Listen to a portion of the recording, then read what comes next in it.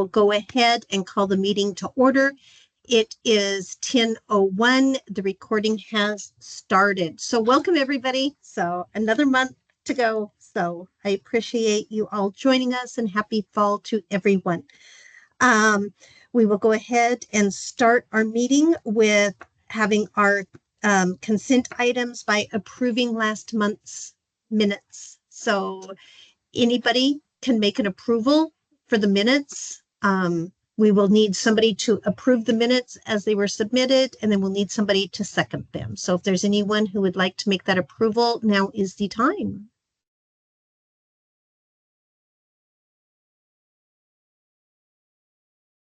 Feel free to either unmute yourself, or if you feel more comfortable, you can type that you want to approve the minutes into the chat.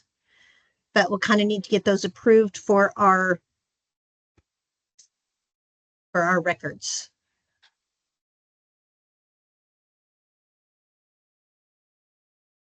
Okay, so Greg, would you be willing to do an approval? Yeah, I can put out the, I'm sorry, I could put out the motion for approval of the minutes. Thank you. Is there anyone who'd please be willing to do a second on those? I could second that. Oh, I missed who that was. Keshana Gray. Okay, thank you. That way we can add it to our notes. So thank you, everyone. So that brings us to, and I guess I forgot to introduce myself, guys. I'm sorry. For those who are new, my name is Nikki DeLong, and I am with Olive Crest. I am the chair of the Youth Advisory Board, Youth Action Council, YAC.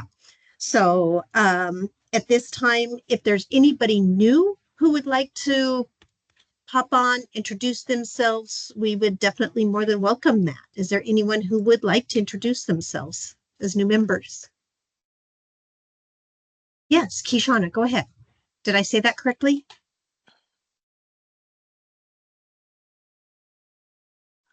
Yes, my name is Keshana. I'm Associate Manager of CSS Housing Service with Illumination Foundation, and this is my first time attending. Welcome. Thank you for joining. I'm glad you heard about us. How did you hear about our program or work? So we are I just got entered into the COC meeting. So now that we are part of that committee, we are attending a lot of the meetings just to see what is out there and the opportunities for the clients that we serve, which is awesome. Perfect. So thank you. Is there anyone else who's new that would like to introduce themselves?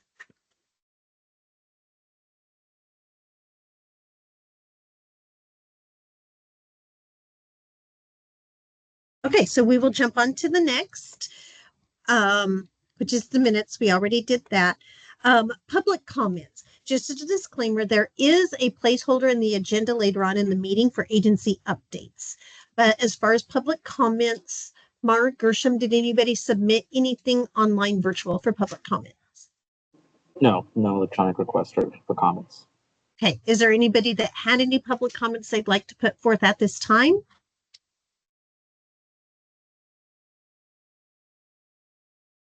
Okay, that sounds good. Before we jump into old business, anybody that signed on a little later in the game, please put your name and agency in the chat. That's how we're taking our attendance. So old business, just kind of a reminder that our quarterly meeting, the in-person one, is going to be happening November 21st at Olive Crest. So you guys will get to come visit me. I'll try to do some baking. So we'll try to have fun there. There will also be a virtual option.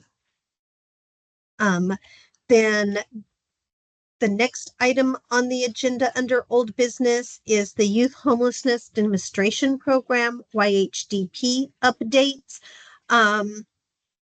So Mar, if you want to take that over, and maybe for anybody kind of newer, if you kind of want to give a little background behind the YHDP, that might be appreciated. Absolutely. Thank you, Nikki. Hello, everyone. My name is Mariel Sarmiento. I'm with the COC, and I am the Youth Lead Program Specialist. So just for the new folks, I guess I'll do a timeline type of recap. So we were awarded YHDP, or Youth Homelessness Demonstration Program, funding last year, September of 2023. Since then, we've developed our CCP, which stands for Coordinated Community Plan, and this informs how we want to utilize this funding. And this funding is geared towards ending and preventing youth homelessness. And this money will be utilized countywide. Our youth have been heavily involved with the process. It's one of the priorities of this funding is to ensure that youth voices are taken into account. They've informed um, what types of projects they want to use this funding for, and they've been a part of the process since even the application when we first applied for YHDP.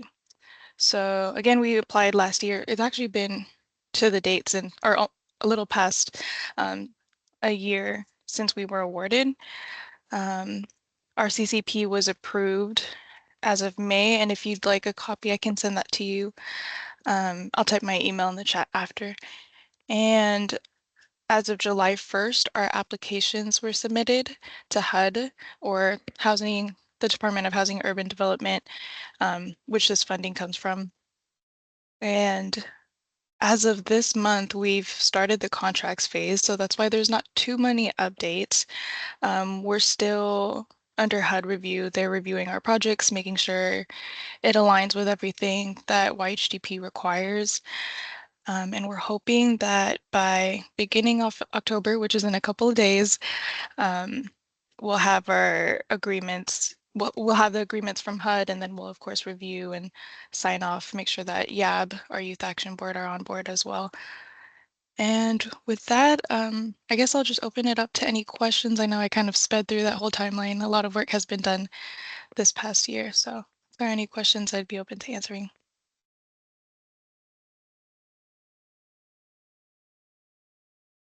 If not, I can kick it back to you, Nikki. Thank you. Okay, sounds good. So, and as the programs get up and going, we're going to ask each one of the programs to provide us updates, give them just like 5 minutes once things are up and going with the YHDP funding. So we'll get to try to learn more about their programs so that we can utilize their services to the best of everybody's ability. So the next item on the agenda, we're going to move on to new business. And we are going to have a presentation and some comments from Claudia with Bright Life Kids. Are you on, Claudia, and ready?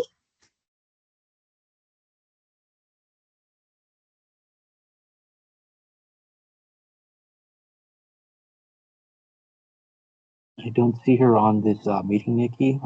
So maybe we can just move on to the next presenter and hopefully. Okay. And if you see her pop on, please yell at me and we'll pop back. For sure. So the next presenter is Ramon Ramos. Ramon is with The Exception. It's a nonprofit organization. I have actually had the pleasure of working with him, trying to get some things up and going. He's very passionate about what he does. So Ramon, I see that you are on. Are you ready? Yes, ma'am. Thank you, Nikki. Awesome. Awesome. Welcome, Ramon. I'm more of a Zoom guy than a Teams, so I'm just wondering if I share my presentation, does the sound come out just off top, or do I need to do something special for that? So when you hit share, you'll see on the top right, it says include sound. You just hit that switch and you should be good. Cool. Thank you. Thank you. Okay. Well, before I do that, I just want to start by saying thank you to Nikki for being such an amazing partner and you know, working all the work that she does, which you guys know how hard she works to help our young people. And it's really amazing, her and Olive Crest, and they've opened their facilities to us to work there in Palm Desert. And it's just been a real honor to work with Nikki, and, you know, getting to know Gershom now and the leadership he has.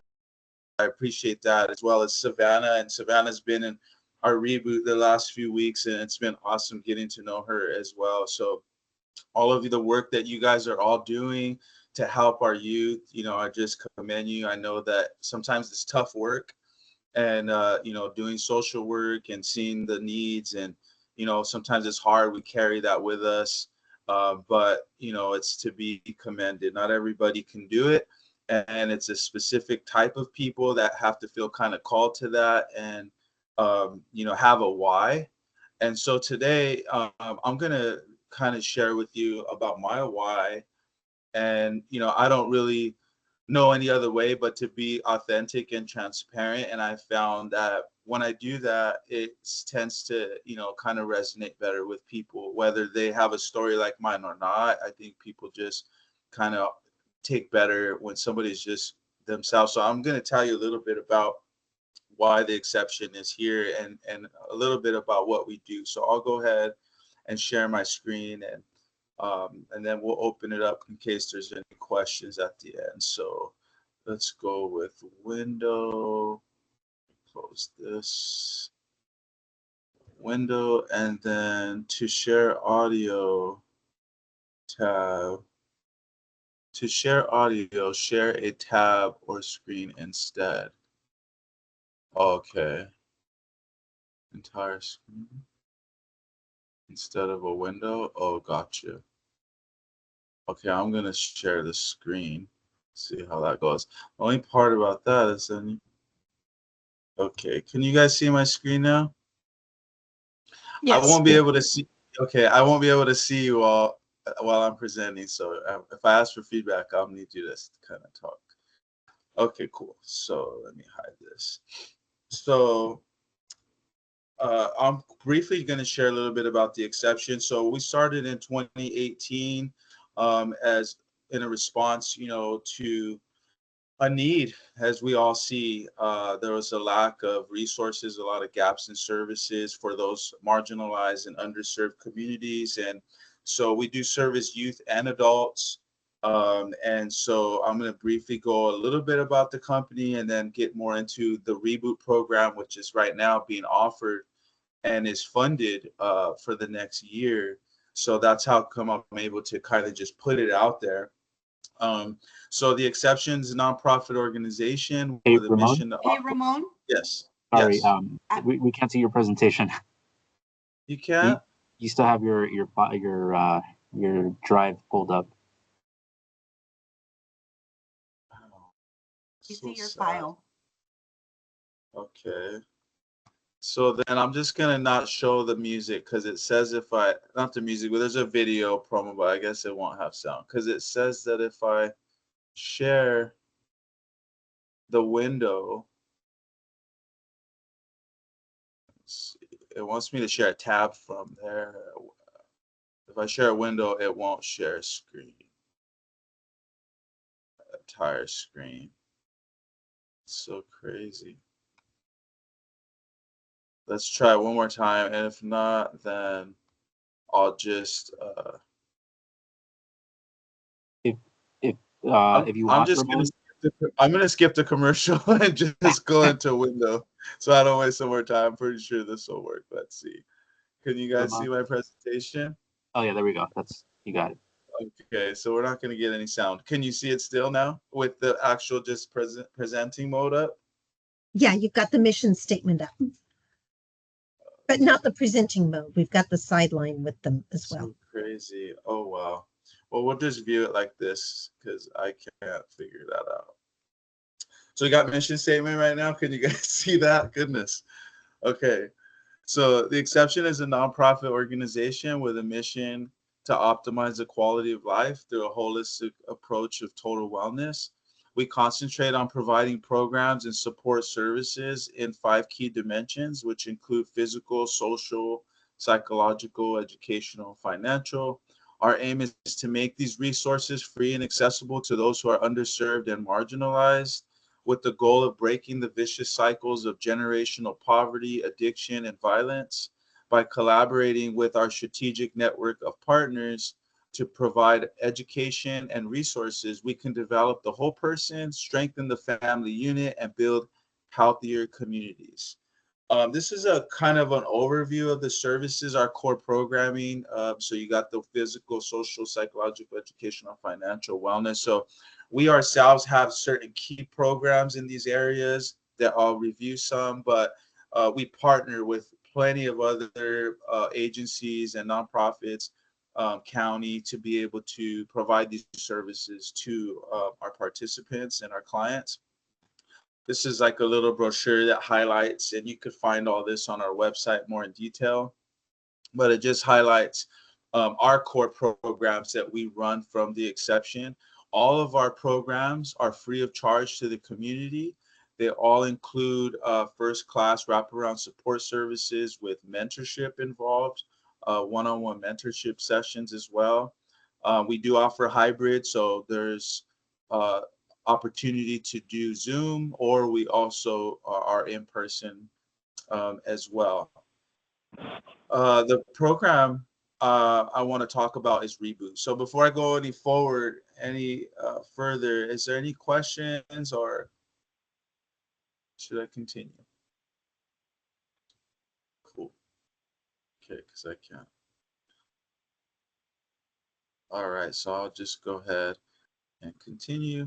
So I want to talk about Reboot. That's the program right now that we have. This is a personal development program that has CBT therapy in it. It has narrative therapy in it, positive psychology.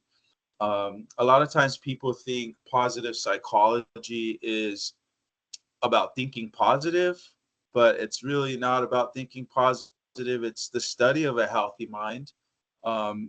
Sigmund Freud, the father of psychology, his whole thing was a psychoanalytic theory. Like, how do we find out why people are sick in the mind and how to heal them? Then came Carl Jung and Abraham Maslow, and they were trending more towards, especially Maslow, let's stop just studying about the sick mind.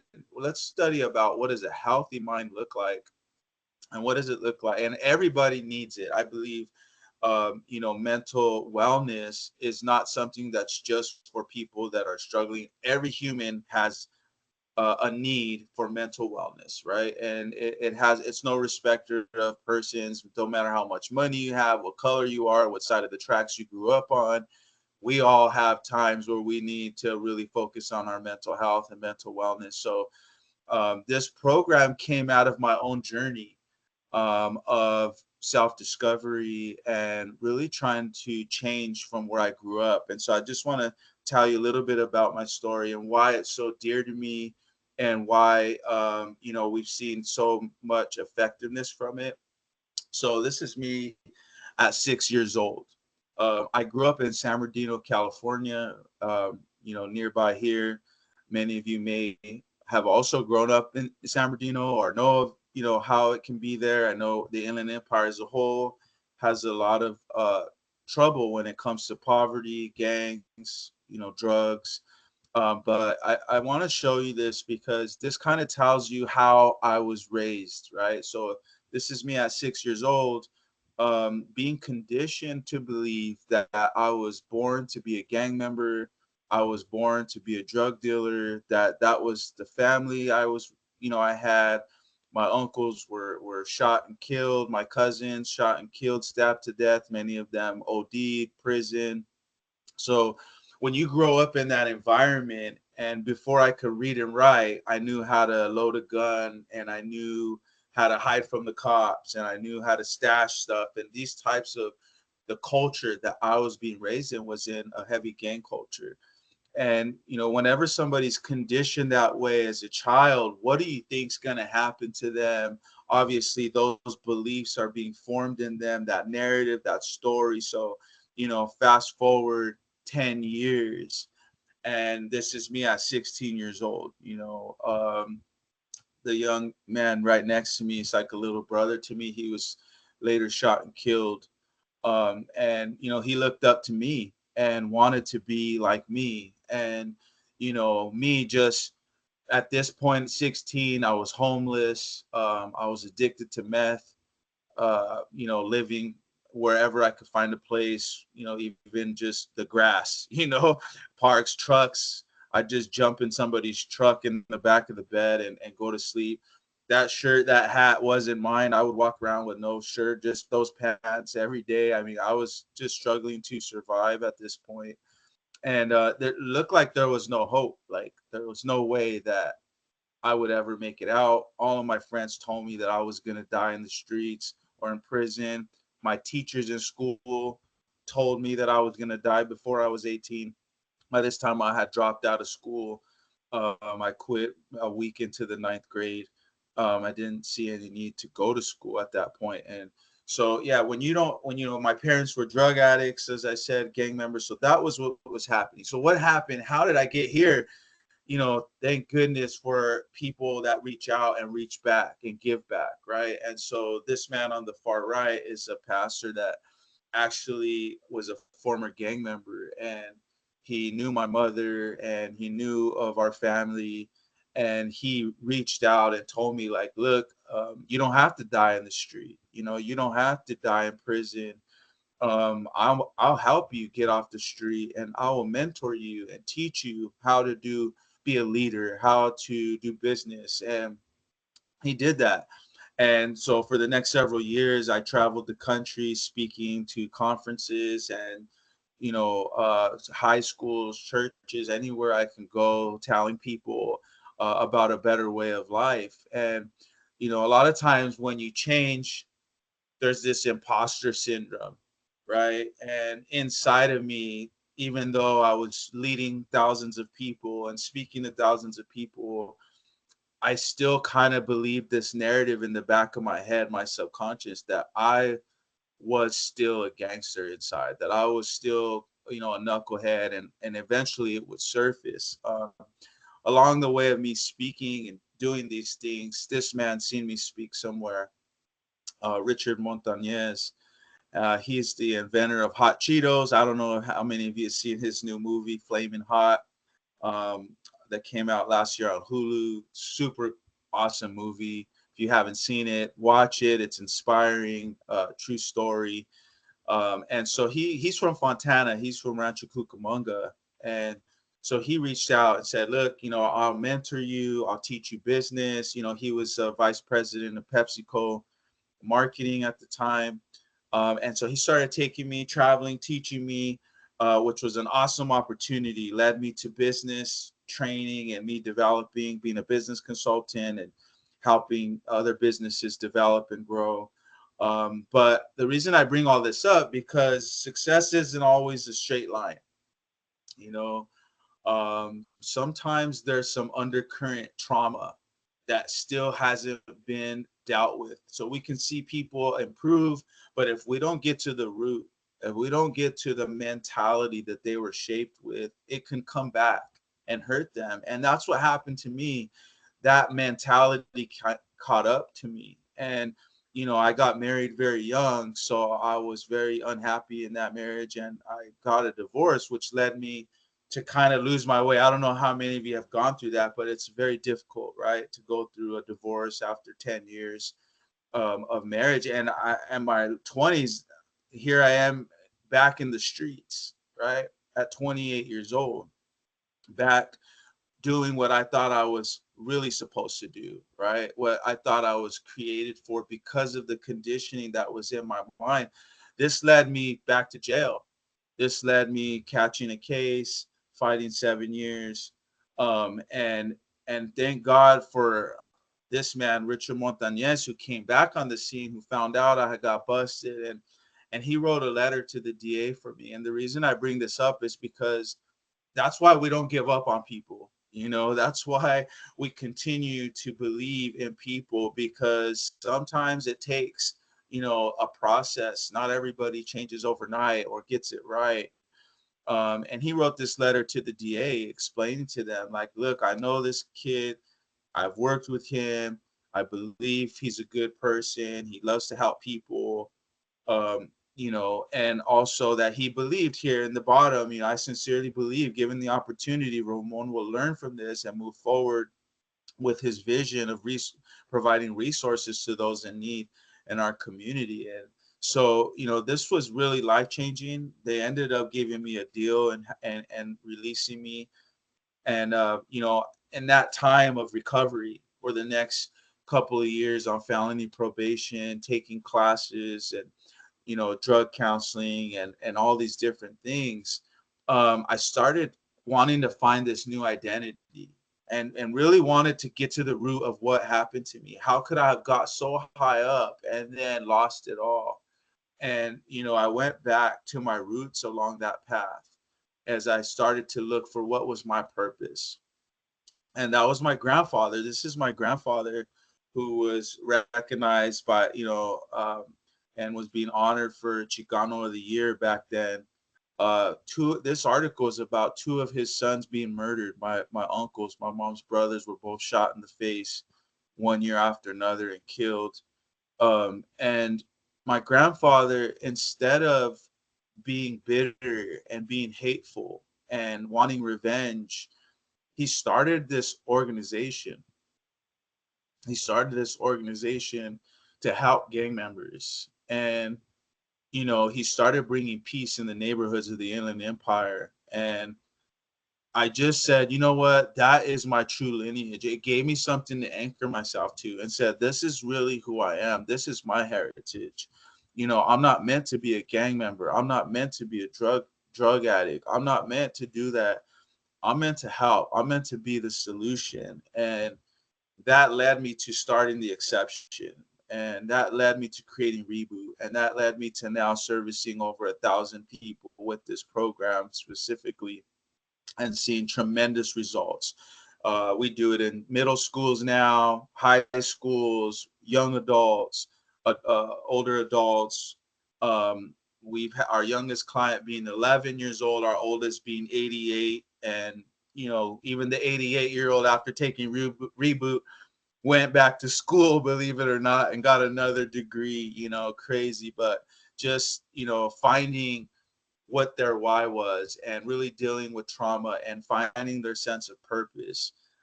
We see some great testimonials. I just wanted to share, this young lady, so grateful for this experience I got to share with my daughter and the mentors. We learned how important it was to be a leader, to set goals, to have a vision, to love yourself, to be the exception. Alyssa was the youngest of the ladies, but didn't stop her from shining and giving it her all. She's on her way to the top. And, it's awesome to see how people are taking to the program. And, that's what The Exception's all about. It's about not being the statistic. It's about defying the odds. And that's what I did. They said I would never. They said I would never be anything.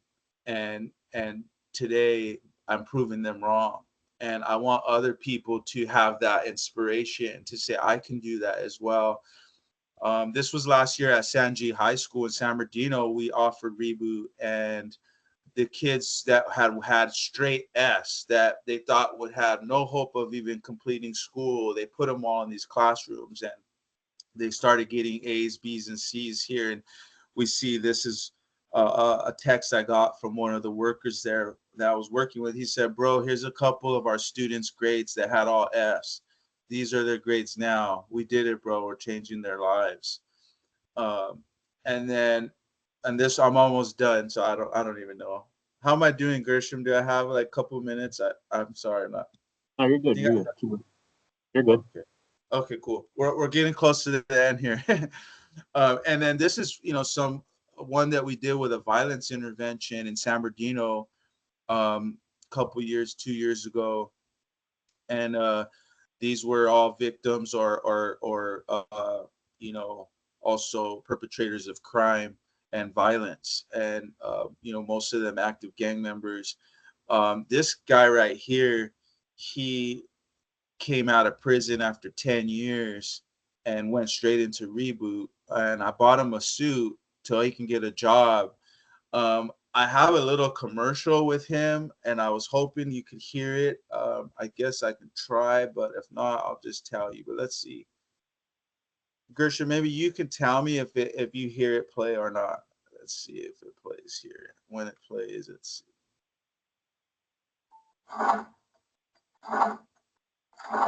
Prior to Reboot, I had just paroled. From state prison. Can you hear it? The lifestyle of activity, substance abuse, drug addiction. Oops, sorry. All right, let's play.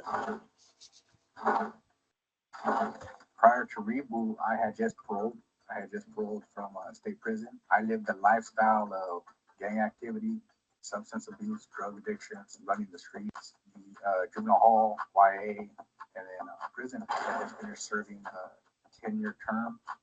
I had 81 year double life sentence. I was the type of person who I didn't learn. I was a 3-striker, so I was in and out, in and out. Fell into behaviors that became a lifestyle. I want to change, but I don't know how.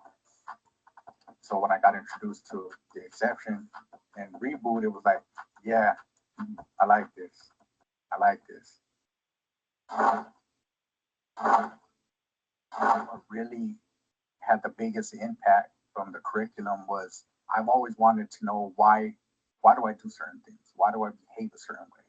Why do I revert to violence? Recognizing that there are so many things that influence who I was growing up, the family, the environment, a lot of the stuff that was taught. Reboot helped me to understand me, learning my triggers, learning what shaped my thinking, but then also recognizing that, okay, I have the power to change that. Recognizing goals. Who do I want to be in the future? Because that old way of doing things wasn't serving me. I seen what it led to. I seen the results of everything. I don't want to continue to experience that.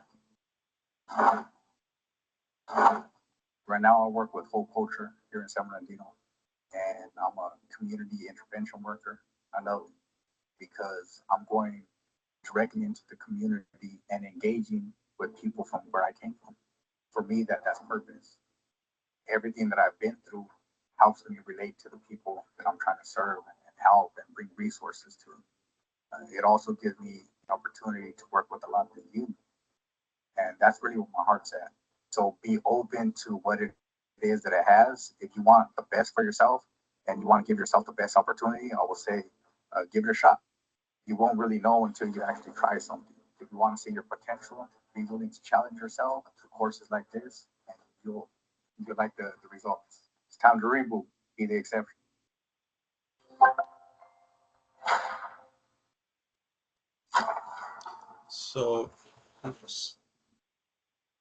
So that's just a testimony. I wanted you guys to be able to hear. Really, for me, it's just about paying it forward at this point. I want to help as many people as I can. I know the traps that come with poverty, that come with generational trauma.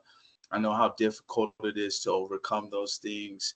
And I just want to give back. So that's what I'm about. The Exception's about. Reboot. We have other programs, parenting, leadership, all kinds of stuff we offer. But I just wanted to highlight this one today.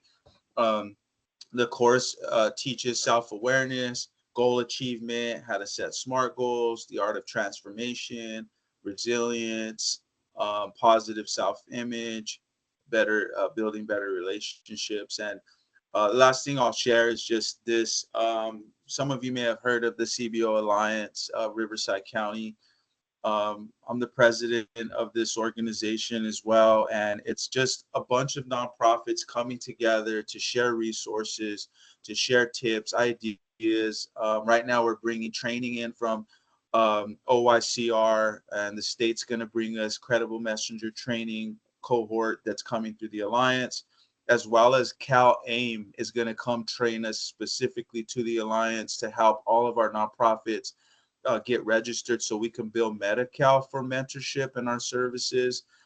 So if you want to be a part of the Alliance, please reach out on that end too. I'd love to connect you to all of our other CBOs that are working together. And so, yeah, that's it. I hope you guys would connect with us, and I'll go ahead and stop sharing now and see if you guys have any questions or thoughts. Okay, everyone, either please feel free to unmute yourself to throw in questions. I'm keeping an eye on the chat, or you can raise your head if anybody has questions. Thank you, Renee. Sharing that.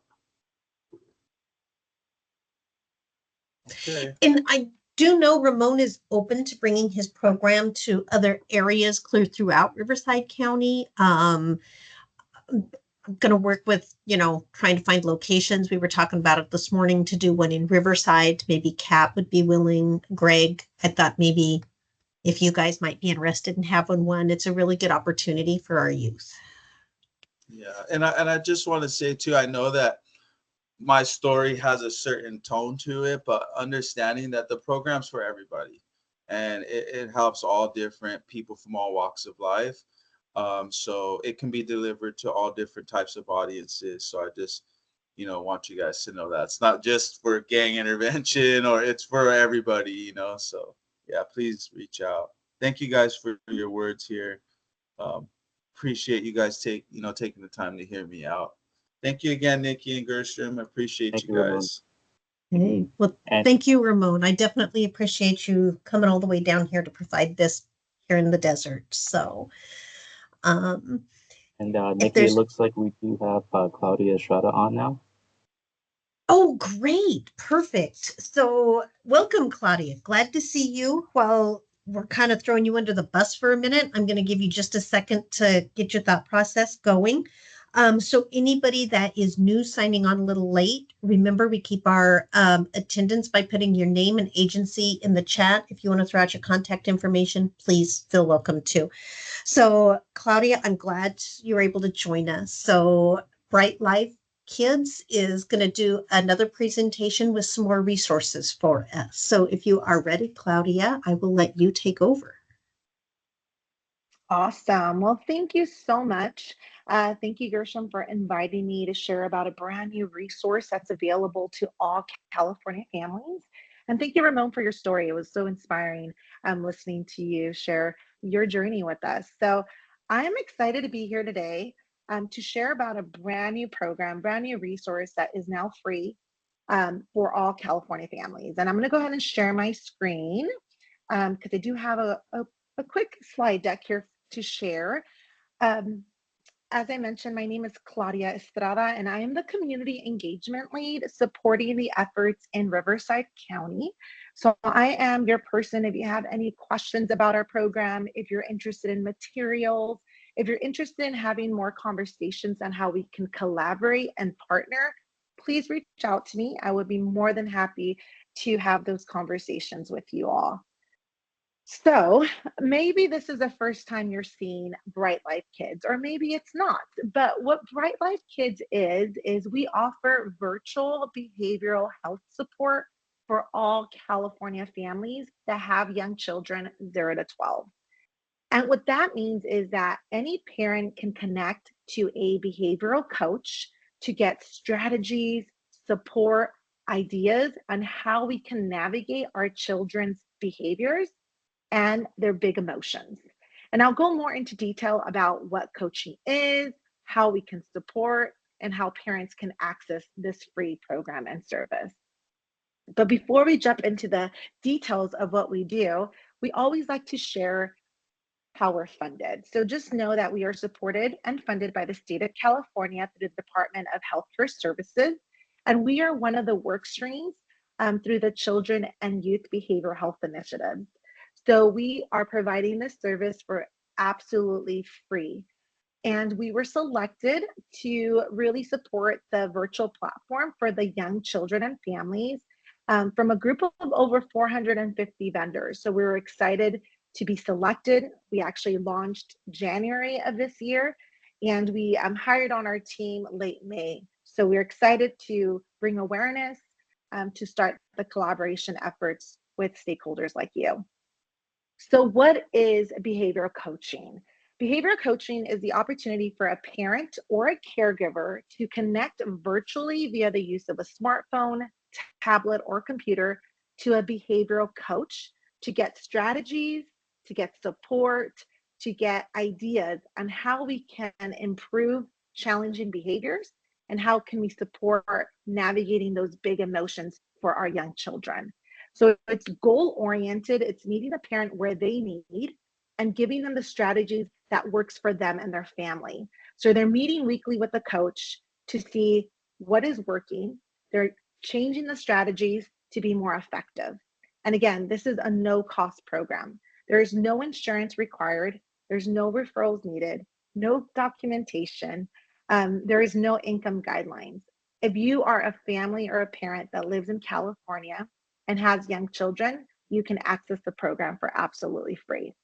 So here we have a couple of more reasons why behavior coaching would be beneficial for families. So again, for our young children, when we're talking about 0 to 3-year-olds, maybe it's just having the parent an opportunity to connect with someone about milestones, right? What is it to expect when my child is 2 to 3 years old? What are some routines that we can do in the home to have a successful sleep routine, feeding routine? What can I do in preparation to the start of a new school year? Or maybe it's in preparation for a new placement in childcare. So that you can talk to a coach to give you, again, ideas and strategies. When we talk about emotional regulation, we all know that we all experience emotions. The feelings of anxiety, sadness, worriness, it exists all around us. So with our coaches, the coaches are giving the strategies directly to the parents and sometimes to the child to really support in regulating those emotions, giving them some coping mechanisms of what you can do when you feel the worry feels, the sleep, the sadness feels, so that you can have a more successful outcome. Or maybe it's really talking to parents that have really a hard time with addressing challenging behaviors. Maybe it's a child that's talking back. Maybe it's a child that is rebellion. Maybe it's a child that, you know, is aggressive, that refuses to want to go to school in the mornings, and so much more. So these are some reasons why families can connect to a coach to get supports. But if you can imagine, it's just one-on-one support to address any behavioral and social emotional needs. And so our coaches are bilingual. They do speak either English or Spanish. And because we service all of the state of California, we also have live translation services available in these languages that you see here. If you or someone in your organization feels that there is a need for additional language support, please reach out to me. Let me know of what those needs could be, because we're consistently growing the capacity, and we want to make sure that we're supporting as many families and communities in the state of California.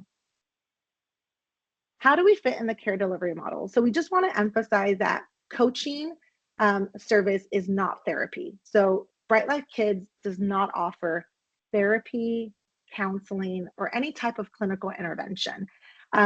As you can see here by the blue top piece of the triangle, these are experts, clinical providers that are providing that support for higher acuity concerns. So children that are in need of that therapy and counseling, Bright Life Kids is not the correct model for them. Bright Life Kids is truly intervention and prevention. So we're trying to give the ideas, the skills of everyday challenges that we encounter as parents. So what can we do to be successful and to have a very positive outcome when it comes to those challenging behaviors or big emotions in our kids? So coaching is what we do. That is our primary service. We want families to connect with our one-on-one coaching experts. Know that if families are not ready to connect virtually to a coach, they can always chat their coach using a secure text feature. So let's say they're in between sessions and something occurs, or maybe they're not ready to connect virtually to someone yet, but they just want to get some ideas or suggestions. They can always text a coach to get that support, ideas, strategies to address that concern. Families also have the ability to access our digital tools. So just know that we have a library of on-demand digital content that includes podcasts, videos, articles, exercises, all tailored to the family's need, the age of the child, and what is their identifying concerns. So I always like to use an example. Let's say if it's a family that's struggling with, sibling rivalry. So maybe all the tools, the podcasts, the videos are all tailored based on the age of the child and what their needs are. And they can access these tools 24/7. And then last but not least, we do offer care coordination. Because we're connecting with families, we understand that additional needs can come up throughout their coaching session. So we do have coach specialists that are able to refer to the community back to connect to resources that are existing already. So maybe a family that describes that they have some hardships with income. Maybe it's a family that just lost a job, or maybe there's food insecurities. Our coach specialists are referring back to our community resources and programs like yourselves to get support.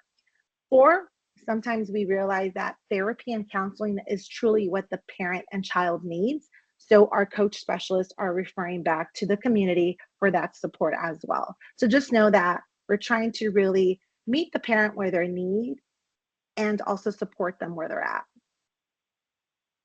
So how is Bright Life Kids coaching provided? So for the 0 to 6 age group, we do a parent management training model, meaning that the parent and the caregiver are getting the support themselves. So the coach is working directly with the parent to give them the tools that they need to support their child. Once the child turns 6 years of age and older, they take a dyadic coaching approach, meaning that the child and parent can participate in the coaching sessions if one, it's appropriate, and two, there is consent. So just know for our older kiddos, if they themselves are struggling on how to find different ways to cope with feeling those feelings of anxiety or stress, they can also connect with the coach and get strategies themselves along with the parent to, again, support the family overall. And then again, digital tools are available 24/7. So what makes our behavioral coaches so specialized? Know that all of our coaches either have a master's degree or a bachelor's degree coupled with a coaching certificate. So again, coaching is what we do, and that is what we specialize in. They have a minimum of working with families for 5 years prior to working with our Bright Life Kids families, and they do get ongoing support and training to really support the diverse needs of our California families. So know that we have coaches that have lived-in experiences and also training to support our LGBTQ+, our BIPOC, which is our Black, Indigenous people of color, and other gender diverse communities and needs. So how do families get started? It's fairly simple. They would just have to register themselves. They can visit our website, or they can also download our app. But this is what a family sees upon them visiting our homepage. And again, it's just getting started. So they just have to click on sign up for free. This is the next screen that they see, which is entering their email or password. And then they create their account. They just have to enter their name and last name and the state that they live in. Again, it's so important for them to select California because that automatically provides that it's going to be a free service for the family. And then last but not least, they will be asked to enter the age of the child and the name. It doesn't have to be the legal name. It could be a nickname, and that is it. They are asked a brief questionnaire on each of their children so that we understand the safety concerns and also the needs of the family. It takes about 3 to 5 minutes to complete that questionnaire. And then automatically they will receive results. So they will get access to the digital content, and then they get to select a coach to connect with. We don't assign the coaches. The families are selecting their coach based on who they like and prefer to connect with. They are able to read their background, they're able to read their specialization, and then check their availability on the spot. So right away, they're able to schedule their first virtual session to get that one-on-one support. Our coaches are available Monday through Friday from 9 a.m. to 8 p.m. And again, they're always available via chat too. So just know that if a parent is in between sessions and something happens, let's say that they're having a hard morning getting ready to go to school, they can always text their coach, and the coach will respond within like 2 business days, or at least make sure that they're aware so they can address it at the next coaching session. And that is it. There's no additional information asked. So again, no income, no documentation, no proof of insurance. So that is Bright Life Kids in a nutshell. I know I spoke really quickly just to be mindful of time, but just wanted to give you some highlights of what we have accomplished since the beginning of January. Again, we're statewide. So if you have families that are living in San Bernardino, San Diego, LA County, up north, any family that lives in California can access Bright Life Kids for free. And so since our inception, we've been able to create 400 deep partnerships with school districts, community-based organizations, and even healthcare providers. We have been able to provide over 3,000 virtual coaching sessions to families and parents. And we learned that 50% of the registrations are from under-resourced communities. So we are happy that we are connecting with those parents that truly need that support.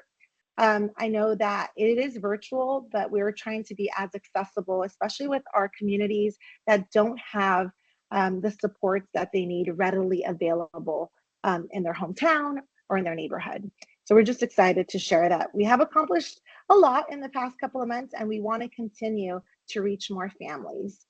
So how can we do that? Well, like I mentioned before, I am your contact for Riverside County. So if you want to get a presentation for your team, for your staff, or per parents, please let me know. I will be more than happy to do presentations in person or virtual. If you're interested in having our materials, our flyers, we can email those out to you electronically, or if you prefer hard copies, we can mail those out to you too for you to share with family. And last but not least, we also have what we call our webinars. So we do have monthly webinars that are live. These are for parents and professionals, and they change in topics. So every month they are changing. Our next month, we're going to have one on mental health checkup. How is my child really doing? This is by our senior care specialist, is going to be offering information and education on what is mental health.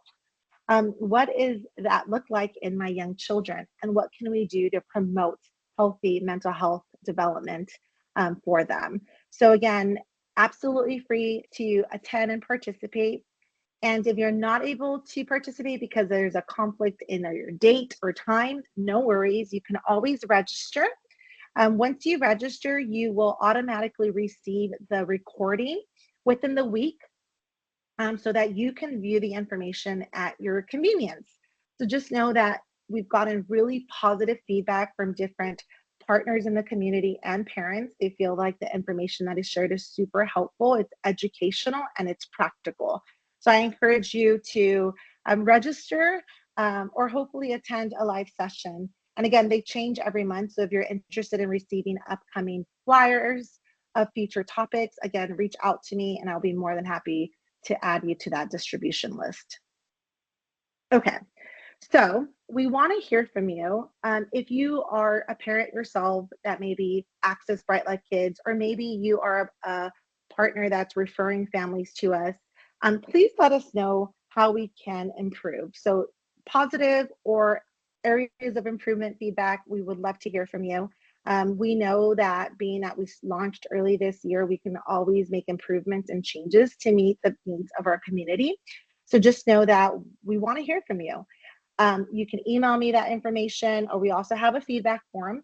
But just know that we do value what you say. We have been able to do new flyers based on feedback of the community. And then we've also streamlined the registration process, again, in hopes to really be more accessible to connect with more families. And that is it. That is Bright Life Kids in a snapshot. This is my email information, and I will include that as well in the chat. Parents can connect with us by visiting our website or calling if they need help registering. But if you are a parent yourself and you want to get a sneak peek of what Bright Life Kids is, you can scan the QR code here that you see in front of you. Once you scan it, you will have to enter your zip code and the age of your child, but you're not registering for the program. You're not registering for coaches. This is truly a sneak peek of what families actually can access. So you'll see a brief video of one of our lead coaches introducing Bright Life Kids. You'll also see the digital content. What does it look like to get access to those resources, the articles, the podcast, the videos? And then if and when you're ready, then you can select to connect with a coach. And at that point, you would then have to register. So you will continue with the registration process to get started with some coaching support. But that is Bright Life Kids. We are hopeful that you found the information to be helpful to you. I don't know if there's time for questions. I know there's about 5 more minutes. Don't know if any questions came through or if we're able to see if anyone has any thoughts.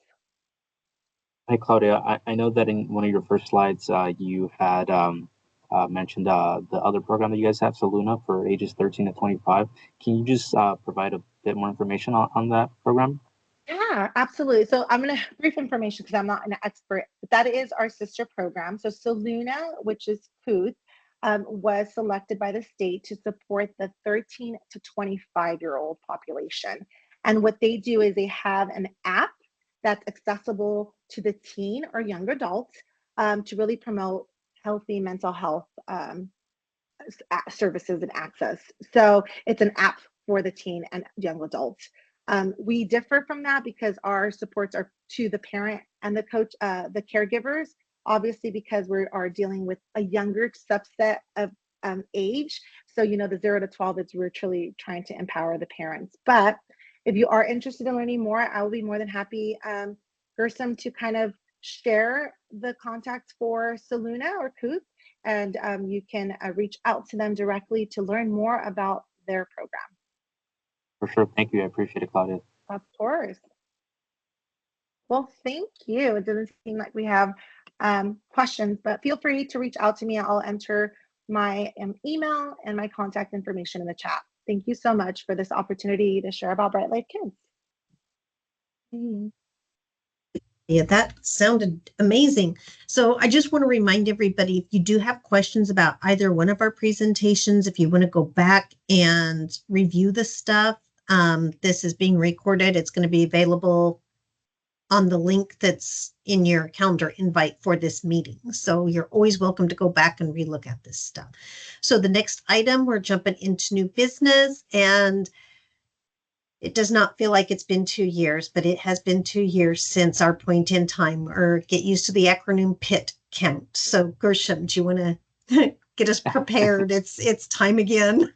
Yeah, thank you, Nikki. Good morning, everyone. It is great to see all of you here. For those of you who I have haven't had the pleasure of meeting yet, my name is Gershom Hidon, and I am the Homeless Youth Coordinator for the COC.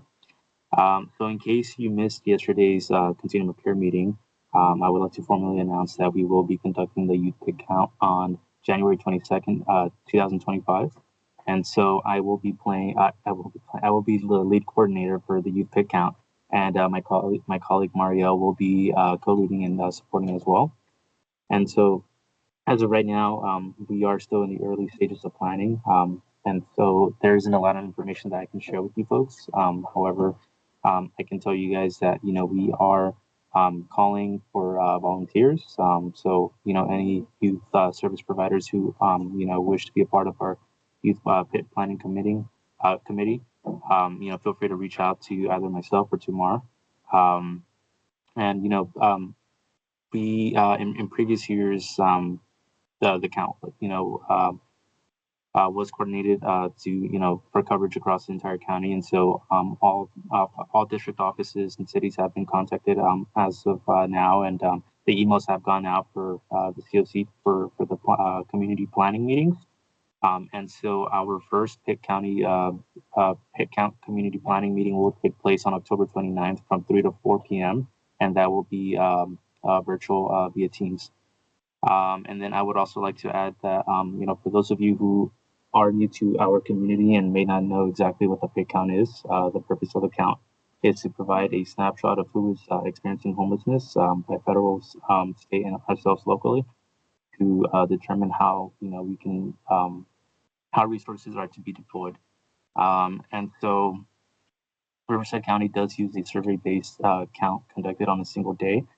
And like I said, although it is a count, it is, you know, not meant to be like a census, but, you know, rather a snapshot. So I would like to pass it on over to Mar. If Mar, would you like to add anything else? Because I know Mar has been here for previous years during the Pitt Count. So Mar, take it away. Sure. Hi, everyone. The first Pitt Count I participated in was in 2022. I focused primarily on the service-based count.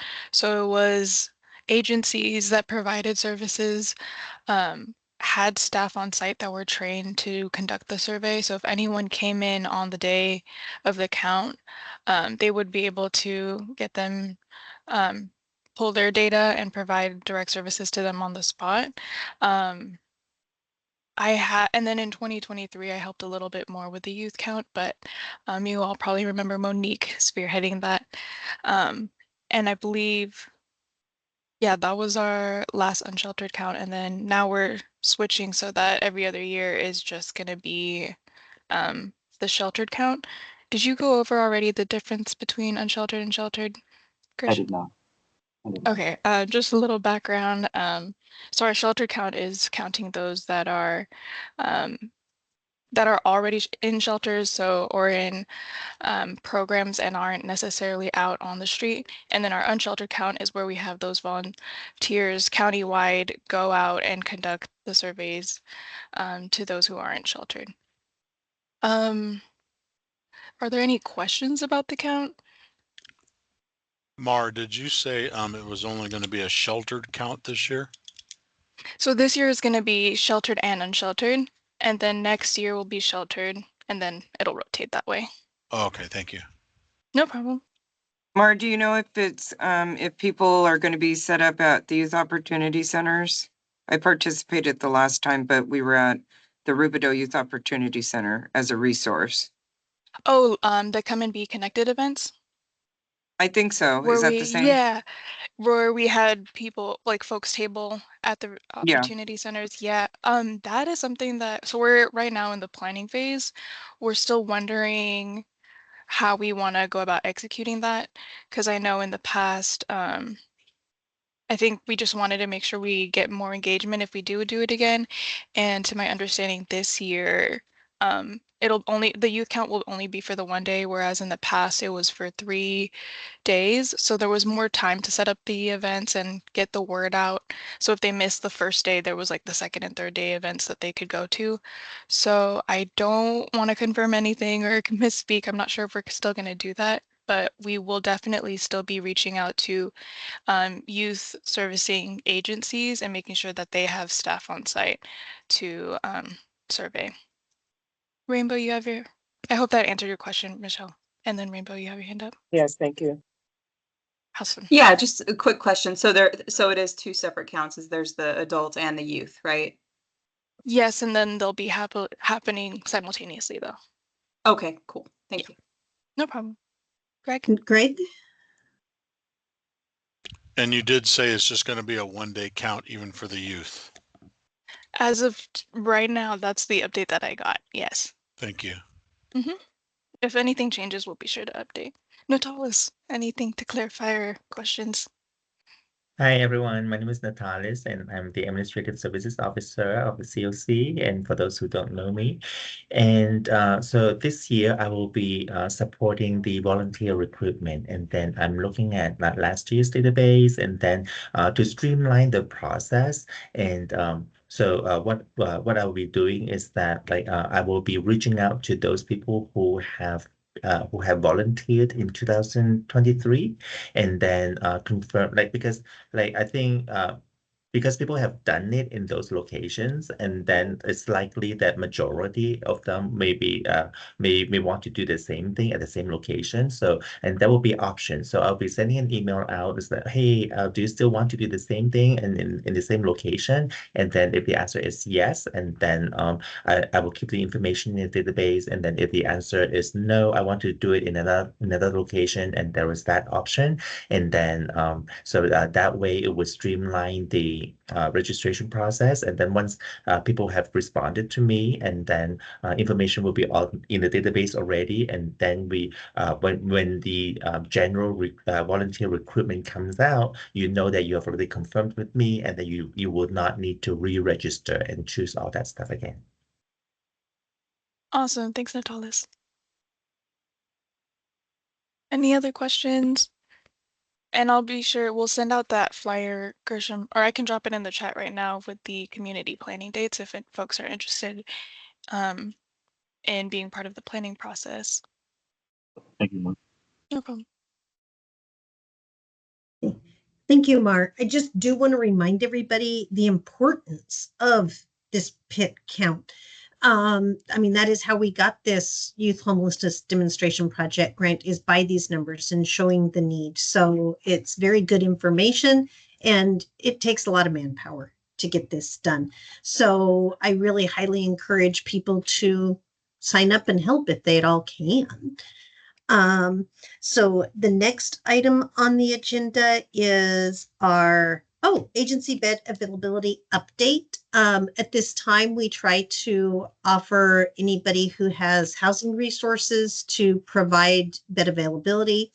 I will put out there that for the extended foster care programs, I do have a Google Doc spreadsheet with availabilities. If anybody needs access to that, reach out to me or Gershom or Mar, and they'll connect us, and you'll be able to have instant access to that at any time. As far as me with Olive Crest, again, it's just extended foster care. So youth ages 18 to 21 aging out of foster care off of juvenile probation. I have 2 female vacancies in Moreno Valley, 1 in Riverside and 1 in Indio. I do have Rashawn Blackwell, who has housing. I don't believe she's on. But she asked me to share.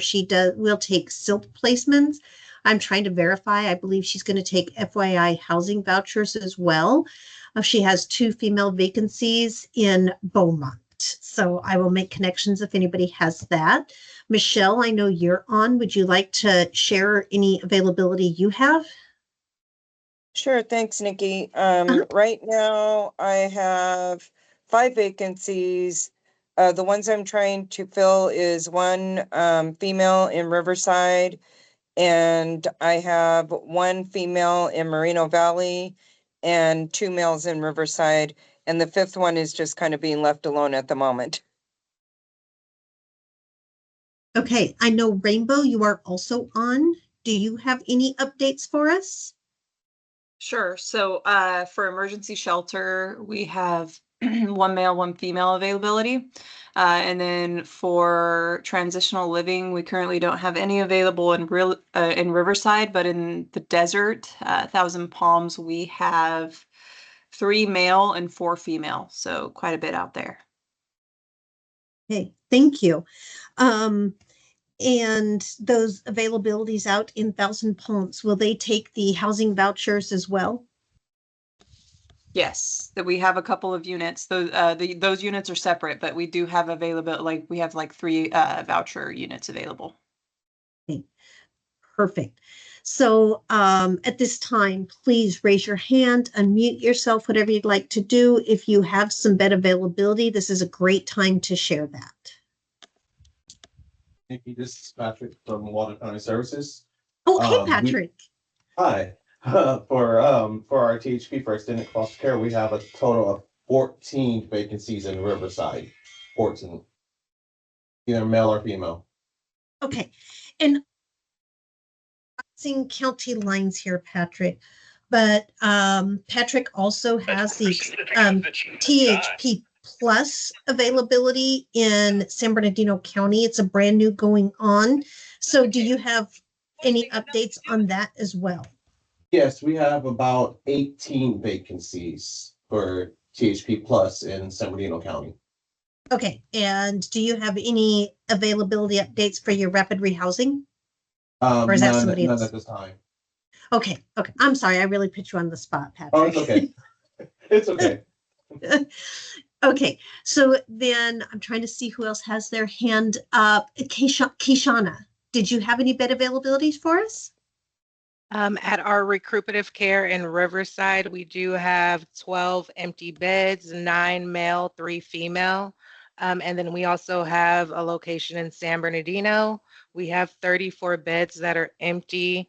Right now, it's 12 male, 6 female, and the remaining beds could be either or, depending on which client gets in there first.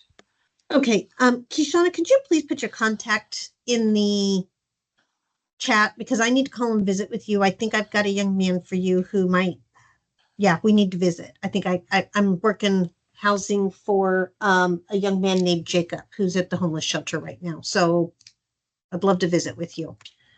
I'll do that. Okay, thank you. The next one had their hand up is it Nikisha? Yes, it's Nikisha High with High Expectation Development Corporation. We're in the city of San Jacinto, and we service Hemet as well.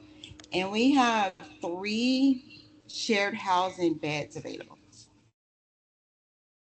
Okay, what are the qualifying, do they extended foster care, housing vouchers, or just rental? Just rentals. Okay, perfect, perfect. Again, please throw your chat in, your information in the chat so people can come back to this and have your contact information to reach out to you. Great, thank you. Yes. And then trying to pull up, who's the other hand? Is that Nikki, I just have a Michelle? question for, is it Kishana that was speaking earlier? On the recuperative housing, yes. Recuperative. So what are the qualifications for that? For the recuperative care, they do get a referral from their PCP. And the referral will, the PCPs will issue over the referral. So we do accept IHP, Molina, and Kaiser, as long as they have the Medi-Cal, of course. Okay, and the name of your organization is Recuperative Care? No, it's Illumination Foundation. And then for our bed availability, that's going to be our recuperative care, which we provide numerous services for our clients. Okay, thank you. You're welcome. Okay. Is there anybody else that has some bed availabilities? Okay, and once we get the housing navigators up and going, I'm going to be working on creating a secondary attachment to the Google Doc so that we can start having the real lifetime availability updates for the other housing programs besides extended foster care. So we're going to try to expand that. The extended foster care was just my guinea pig to get it up and going, and it's been working well. So the next item on the agenda is, it's Savannah with the action board updates. Hi, everyone. I'm Savannah Brown with the Youth Action Board. I serve as the chair. So we have a few updates of what we've just been doing and some things coming up. We have been working on our professional development series. And some of us, members have done a resume review. So we've been updating our resumes, tightening them up, and stuff like that. Right now, we're working on an introduction Instagram post for our new Instagram for it's connected to the COC. So we're working on our introductory, is that the word? I don't know. Introduction post. And then we have our YAB retreat coming up tomorrow. YAB retreat and CCP celebration. So we're celebrating our the coordinated community plan that we put together. So it'll be a good time. We are having a speaker come and present on interview skills. So it's going to be a training for that. See here. 2-part training for public speaking and interview skills. So that'll be a good time. And after we'll have our little celebration. We'll be making vision boards, board games, and possibly a movie. So it'll be a good celebration for us. And then one more thing, we do have Operation Safe House is putting on an event on October 17th. It's a Thursday from 5 p.m. to 8 p.m. It's called Trick or Treat Community Event. And the Youth Action Board will be tabling at that event, and we'll have some little knickknacks for people to take home. And so this will be our very first tabling event. So we're really excited, and we're just really, happy to get out there in the community and see everyone. And then we Ramon just presented on the reboot camp. We did have a few, myself and another YAB member did attend the reboot boot camp. Just like he said, it's not for specifically for people who were gang affiliated. It's for everyone. And I'm really getting a lot out of it. I'm really excited to be in that boot camp, and it's a really good thing. So I think that's just about all the updates for the Youth Action Board. Thank you, guys.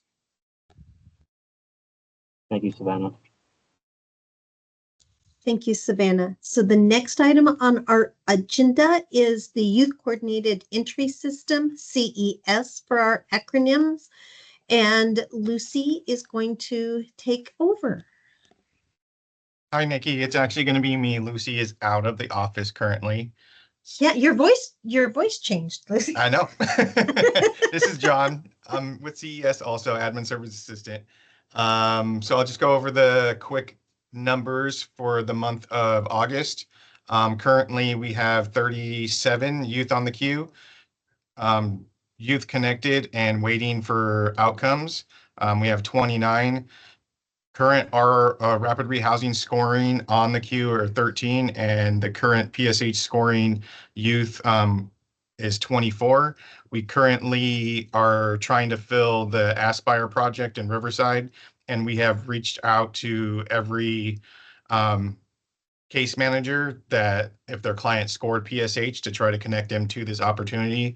It looks like we will also be going through our rapid rehousing TAY-age youth that actually scored PSH and transferring them into Aspire. And the ones that do not make it through the lease up process for Aspire, we're going to go ahead and transition them into those RRH vacancies. Next slide. I'm not sure if there is one. Oh, that's all from me, guys. If you have any questions, feel free to ask. Yes, Rainbow. Hey, John. So just to clarify, because I've been getting a lot of questions about the Aspire project and kind of people just referring kids there without really knowing that it is a PSH program and there's qualifications that, a youth needs to meet, and also the way that they have to go in there. So can you explain the process of when we come into contact with a youth, how they are referred? Because I've heard people in the community thinking that, oh, well, a referral is just an email or something like that. So can you just kind of explain the referral process? Yes, the referral process is the same throughout the coordinated entry system. Your client will have to be in Clarity, which is our HMIS system. They will have to, of course, the case manager will have to do a VI SPDAT on this person and get the score to see if they are PSH scoring or not. And we just need a homeless verification for this property and the client to be entered into the community queue. We have done this multiple times, so I mean, I can do a training for you guys maybe at the next meeting, or if you need training on the side, I can show you step by step in Clarity what needs to be done. But it's just assessing the client, assigning the homeless verification, uploading all docs, and enrolling them into CES and Clarity. And from there, the referral process is just us making sure all the documentation is uploaded into Clarity. And then we'll go ahead and create a packet for the case manager, the student, and for Housing Authority. That's when the actual referral gets sent out to Housing Authority. Of course, there's a whole nother process with Housing Authority. They're going to collect more documentation like birth certificate, license, income verifications. They're going to run background checks and all that. But that is the process. Cool. And then for PSH, when we say PSH, it's permanent supportive housing, but like it's for kids that have disabilities, right? Like Usually that is the case, but for Aspire, there is no, we do not need a disability to enter the client into Aspire. Okay, perfect. And then, but is there a score that they have to meet on the VI Yes. SPDAT? What is Correct, the and score? that will show you on page 6 of the VI SPNAT, almost the very last page. It gives a breakdown. So if the client scores 0 to 3, they're ineligible for all vacancies. If the client scores 4 to 8, they're eligible. I mean 4 to 7, they're eligible for rapid rehousing, and 8+ is PSH. Perfect. Okay, thank you. And then, sorry, one more. When is Yes. Aspire opening? They are projecting November. Of course, this project has been pushed back since the beginning of this year. It was originally supposed to open in February. So that is the current projection they are giving us in the meetings. Okay, thank you. Okay, thank you, John. Are there any You're other very welcome. questions? Okay, so the next item on our agenda is our monthly member spotlight. So Moreno Valley College has stepped up. They've been working with me quite a bit trying to address youth homelessness. We've had several meetings trying to learn some of the extended foster care stuff, and they are kind of here to give us their member spotlight of everything that they've been working on. So Ashley, are you ready? Thank you, Nikki. Thank you Yes. all. We really appreciate you guys connecting us and just helping us access these resources. Some really exciting programs and departments that have shared today. So we're excited to share those with our students. So thank you again. We appreciate the time today. So just a quick introduction. My name is Ashley Martinez. I'm one of the counselors with EOPS, CARE, Next Up and Guardian Scholars at Moreno Valley College. EOPS for short, we're celebrating 55 years this year. So the program was established in 1969, and it's across all California community colleges. So really glad to be serving this program. And I too was one of an EOPS student when I was at the community college. I too was a first generation student parent when I got started as well. So this program did help me as a student as well. So definitely proud to be a part of it. I'm here representing our team, so I wanted to do a quick introduction. We have our Dean, Cheryl Williams. She's our Dean of Counseling and Specially Funded Programs. Bonnie Montes, she's our coordinator, and she's with us today. She'll get the opportunity to introduce herself at the end. We also have Coco Randolph, he's our specialist. Sandra, she's our counseling clerk. Maribel, Lucy, and myself, we're all EOPS, CARE, Next Up Guardian Scholars counselors. And then Sylvia Livingston, she's our Student Services Success Coordinator. And so EOPS is an equity program. We have a slogan that we go over and above services. So equality means that students get what they need equally across the board. But EOPS as an equity program, we're really dedicated to understanding the students and seeing the resources and service that they need individually to thrive. So we do get to see our students every semester, actually every semester and intersession, to ensure that they reach their goals of graduating and transferring from Moreno Valley College. So seeing them where they are, finding out what they need, and providing those resources to them is our goal. So the over and above services, the dedicated counseling, we do have dedicated counselors in the program. We get to meet with our students 3 times every semester. So that's fall and spring. So we start with the student and we see them all the way until they graduate and transfer. So the dedicated counseling comes with us, meeting with them, making sure they stay on track, they're passing their classes, and ensuring that they graduate and transfer. The book services, we do provide every semester opportunities for students to go into our bookstore, and we provide a credit to them so they can get their books. Top tier priority registration means that our students get to register before all other students on campus. So that means they're going to get access to their schedule that they need. It's going to be able to work around work, family obligations. Priority registration is intended also to make sure the students register, and we do have an event during that time where we also support them with registering. Transfer applications and assistance. So we do help them when they're ready to transfer onto the four-year university. And those applications cost anywhere from $70 to $80, depending on where they apply. If it's not covered, the program will help them pay for those just to avoid any students not being able to pay for those transfer applications. Graduation regalia, sometimes that can be a barrier as well. The regalia from the cap, the gown, the hood, the tassel can range from anywhere to $200 to $300. So we do help students pay for that, as well as we offer them a celebration at the end. So it's a banquet to honor them. And actually last spring, we actually got to offer the celebration at the Mission Inn. So that was really nice for them to be recognized and honored. Peer advising, so we hire students within our program and their leaders within our events, activities, and in the office. So some here at the bottom are featured. We have Maribel, Areli, Melissa. These students have gone on to UCR, San Bernardino, and other universities pursuing their bachelor's. But here they were leaders, they built a lot of skills and supported us in things like our support groups. And the specialized events and support services, we do have the specialized support groups. So we have our student parent group. We have also our counseling groups. So they're facilitated with our counselors here and also our mental health and campus therapists. So specialized services and workshops for our students.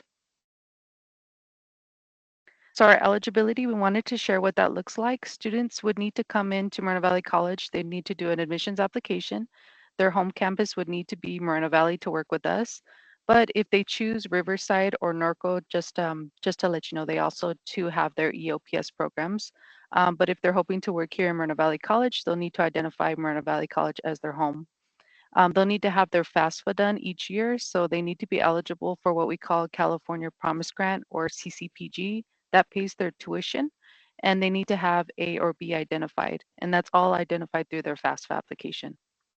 They need to have 70 units or below completed, so we're looking for students that haven't earned a degree yet. So if they're below that, they can be eligible. California resident or AB 540, and we're looking for an educational disadvantage. So that could be, for instance, current or former foster youth, underrepresented group, like our student parents. It could be first generation college students. So there's different categories that we're looking for that educational disadvantage.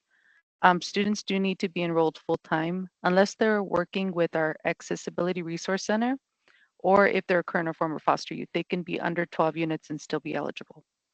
And then after that, after eligibility application, we do orientation, and that's how students are gathered into our program. We're going to be opening our application for spring 25 next month, actually in a couple days, October 1st. And that again will be for spring 25.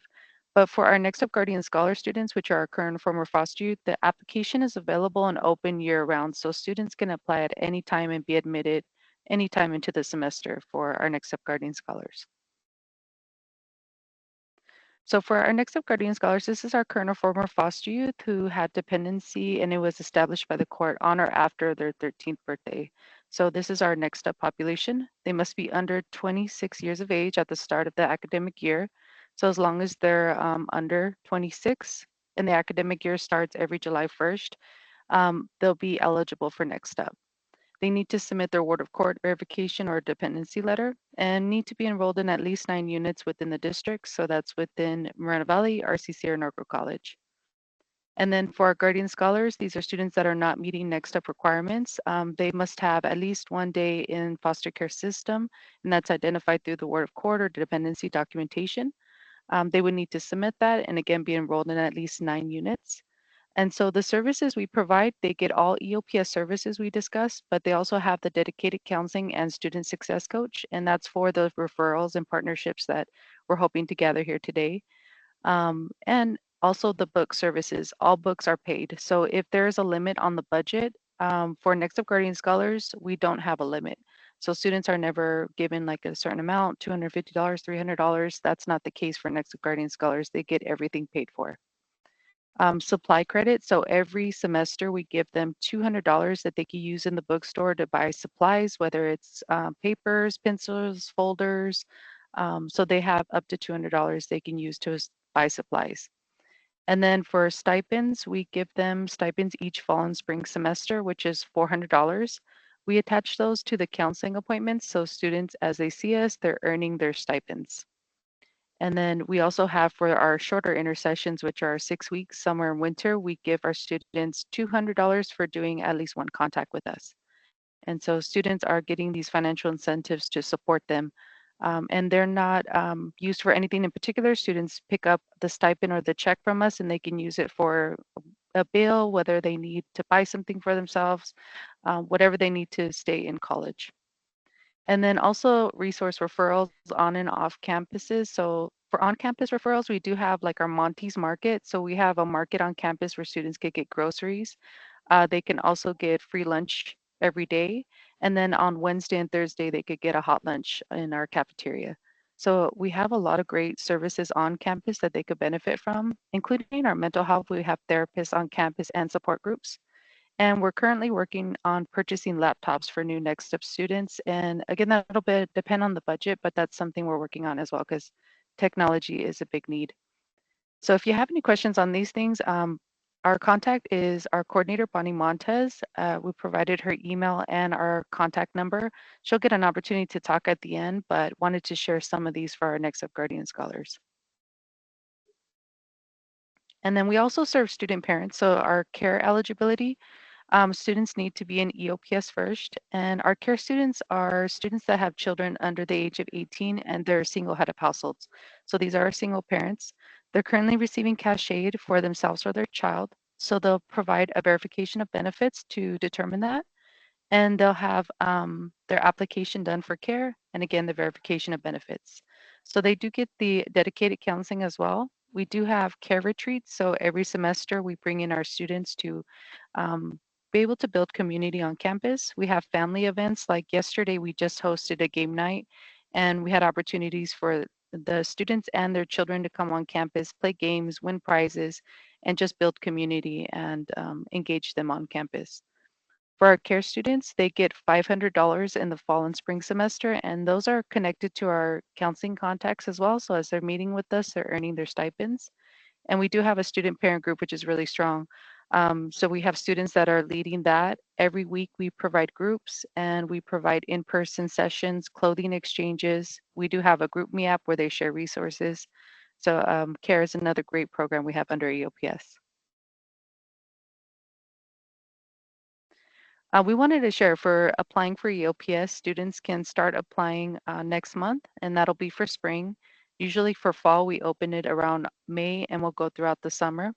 But again, for our Next Up Guardian Scholars, it's year round. So if you have current or former foster youth that's trying to get into Moreno Valley College, into our Next Up Guardian Scholars program, they could come at any time and be accepted into the program.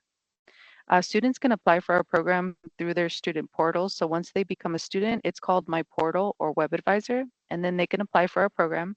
If they're not sure how to navigate that, they could always come to our office. They could give us a call, or they could always email us. I would say best bet is just give us a call, come by, and we can help you. Okay, and then did provide our coordinators information at the bottom. And then our next slide, I'm going to go ahead and open it up to our coordinator, Bonnie Montes, to share a little bit more. Thank you, Ashley. Thank you for the presentation, and thank you all for the opportunity to be here. Nikki, once again, I really appreciate having an opportunity to share with you all and be amongst all of these presentations. We are certainly able to see through this collaboration that we can even provide services to some of our care students as well, single parents as well. So it's wonderful to be here and to continue the collaboration. My name is Bonnie Montes. I'm the EOPS Care Next Up Program Coordinator, and I'm open for questions as well. We do look forward to really streamlining the process.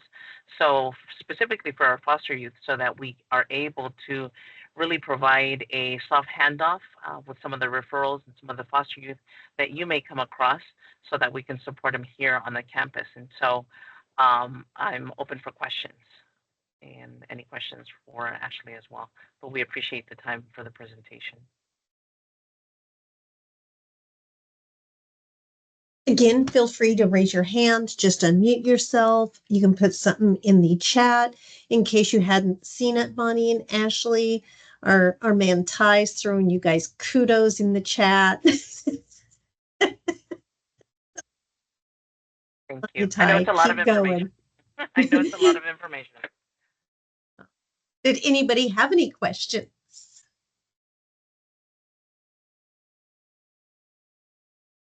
And it is a lot of information. Again, this is going to be available online. So I loved how you guys really laid out the correct way to enroll and get going. So that will help to kind of have that available, that PowerPoint available online for any programs in the future. I appreciate that said. I recognize it is a lot, but as you said, it is there. We are happy to walk through, and that's again what we want to do, which is collaborate, because it does. It's really helping our students, our youth, get through the system, entered into college, and then we can then provide them that support along the way.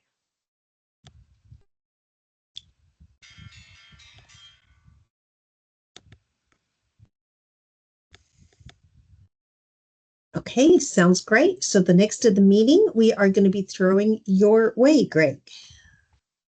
Okay, so we've got the call out there for any agenda items at our next meeting. If there's anybody at this meeting that would like to have something added to our agenda, please feel free to just shout it out or put it in our chat. We definitely want to welcome the ideas and the activities that are going on in our community. Just an idea, if you are wanting to do a presentation, could you please email Mark, Gershom, Greg, or myself? And then when we do our agenda prep, we'll be sure that we have your information and your interest. Thank you for that, Nikki. With that said, we'll move into the next category here about our announcements. Does anybody here have anything they'd like to share? I know Savannah shared a little bit about what's happening with our YAB committee tomorrow at their retreat. It's going to be a fun-filled day, a lot of excitement. I think you guys are together for about 9 hours.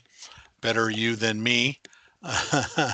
Although I look forward to the early morning trip. I got a couple of girls that are coming back from DC late tonight that need to be out in Reno Valley first thing tomorrow. So to enjoy the festivities.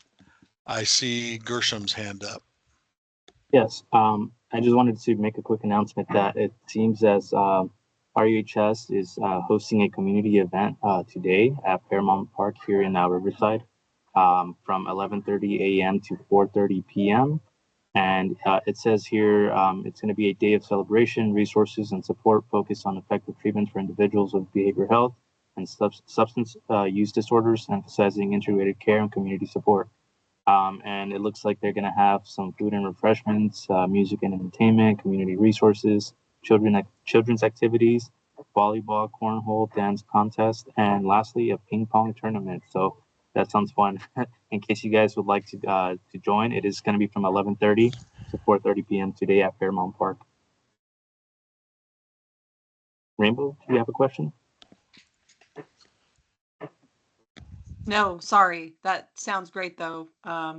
Yeah, no, sorry. No worries.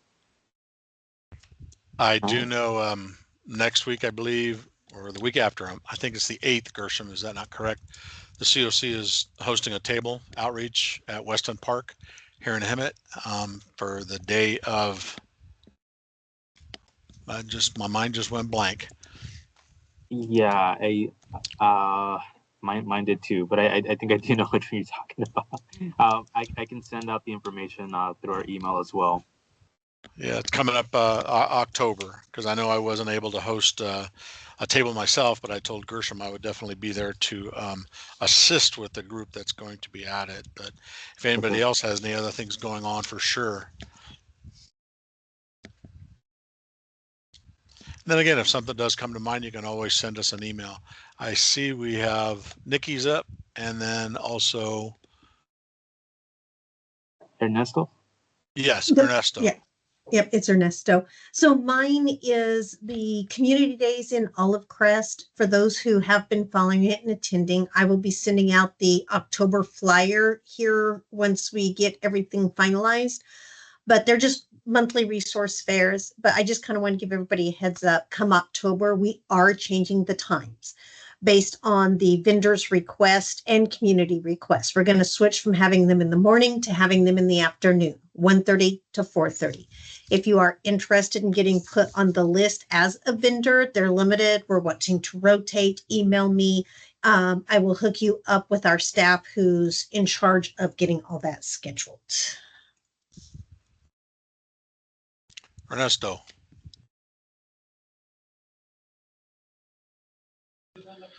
Yeah, I just wanted to advocate for Kind for Restoration. I will be sending that email to present, and we have a lot of stuff that we do working with the youth. We have alcohol and drug counseling, anger management, community support services, digital literacy, domestic violence. Um, oh, it cut off for some reason. Um, enhanced care management, family support, gang awareness, life skills, life coaching, mentoring. There's a lot of stuff that we're doing.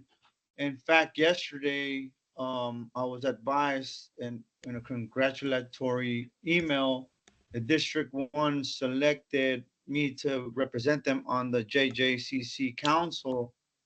So that probably will be announced pretty soon, but we are doing a lot of awesome work. And I just wanted to put that out there. I believe I put the link to our program outline on the chat. If not, I'll put it on there as well. We work really well with probation. And so I just wanted to advocate for what we're doing at Kind for Restoration. Soon, if everything goes well, we'll also have transitional housing for our youth. Thank you. You're welcome. Any other announcements? I just want to kind of put it out. Oh, I'm sorry. No, I'm sorry, Greg. My hand is doing weird things, but yes, I have an announcement.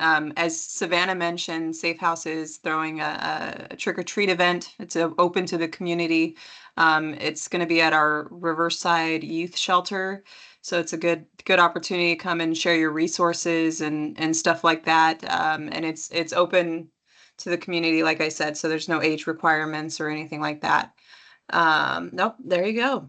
We have a couple fun activities that we'll be doing, and we are still looking for vendors. So please, if you're interested in sharing resources and kind of sharing your agency resources with like-minded, like the RPD is going to be there, of course, our Youth Action Board, and for Housing Council. So please let me know if you're interested in coming.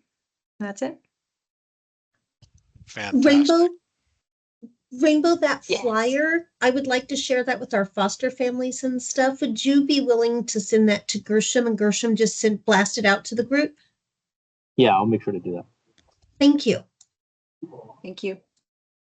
That actually looked like Mars handiwork, all the enlargements and that kind of stuff as she's going on. So you might already have that, but thank you for that for sure.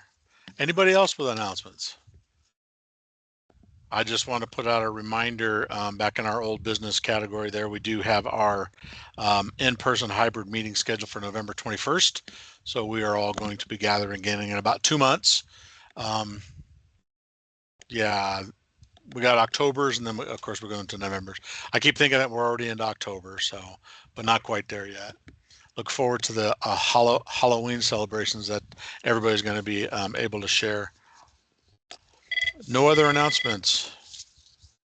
All right, with that, I'm going to call for this meeting to adjourn. It is 11:44.